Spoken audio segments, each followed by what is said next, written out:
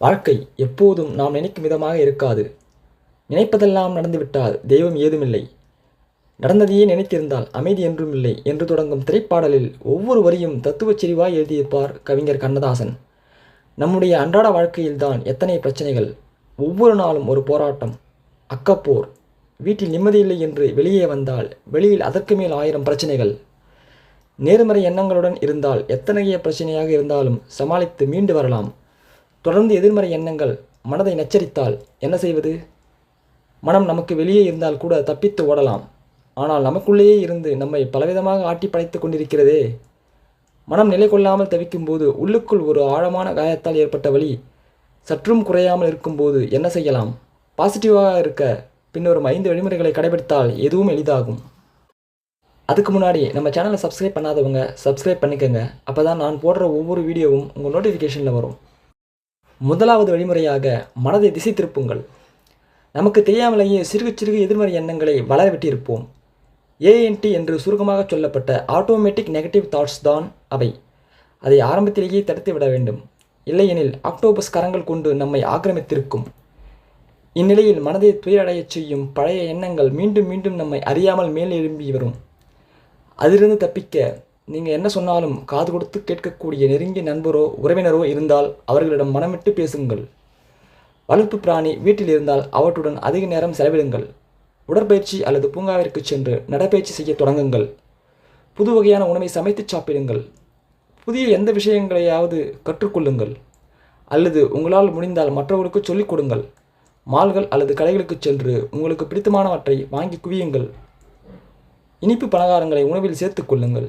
இவையெல்லாம் வாழ்தலுக்கான பற்றினை உங்களில் ஏற்படுத்தும். பழைய நினைவுகள் காலப்போக்கில் மறைய தொடங்கி மனதில் மீண்டும் உற்சாகம் வரும். இரண்டாவது வழிமுறையாக சும்மா இருக்காதீர்கள். பிரிவு, துரோகம், இழப்பு, துக்கம் இவையெல்லாம் எதிர்பாராது வருபவை. இவை தவிர்த்து மனித வாழ்க்கை இல்லை.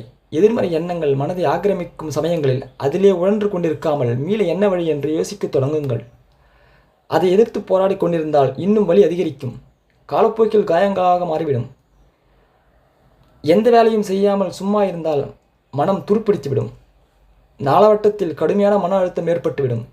எனவே இதை தவிர்க்க உங்களுக்கு ஆர்வமான விஷயங்களில் ஈடுபடுங்கள்.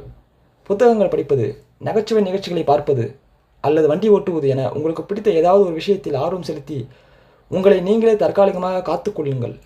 அதன்பின் மெல்ல அந்நிலை மாறும். உங்கள் மனம் ஓரளவுக்கு சமாதானமாகும். மூன்றாவது வழிமுறையாக பயணம் செய்யுங்கள். மனதுக்கு மகிழ்வளிக்கும் சில விஷயங்களுள் ஒன்று இயற்கையுடன் சற்று நேரம் மனம் கலந்திருப்பதுதான். அருவி, மலைச்சாரல், கடல், தொன்மையான கட்டிடங்கள், கோவில் கோபுரங்கள், ஸ்தூபிகள், அழகியல் விஷயங்களில் ஈடுபடுகையில் மனம் எதிர்மறையாக செல்லாமல் நேராக இயங்கும். நம்மை மீறிய சக்தியான இயற்கையை தரிசிக்கும் போது மனித வாழ்க்கை எவ்வளவு குறுகியது என்று நினைத்து வாழும் காலம் வரை வாழ்க்கையை இனிமையாக கழிக்கத் தோன்றும். பயணம் மனதை விசாலமாக்கும். எண்ணங்களை விரிவடையச் செய்யும். குறிப்பிட்ட வானிலை சூழ்நிலைகளில் சலித்து போன மனதுக்கு ஒத்தரம் அளித்து மீண்டும் உற்சாகமாக பயணம் செய்ய ஊக்கம் தரும். நான்காவது வழிமுறையாக உடனே அழித்து விடுங்கள். எதிர்மறை எண்ணங்களை போக்குவது துணியை துவைத்து காய வைப்பது போல் அத்தனை சுலபமானது அல்ல.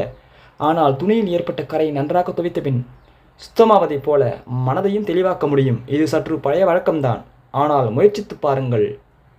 ஒரு வெள்ளைத்தாளை எடுத்து உங்கள் மனதை கஷ்டப்படுத்தும் விஷயங்களை வரிசையாக எழுதுங்கள்.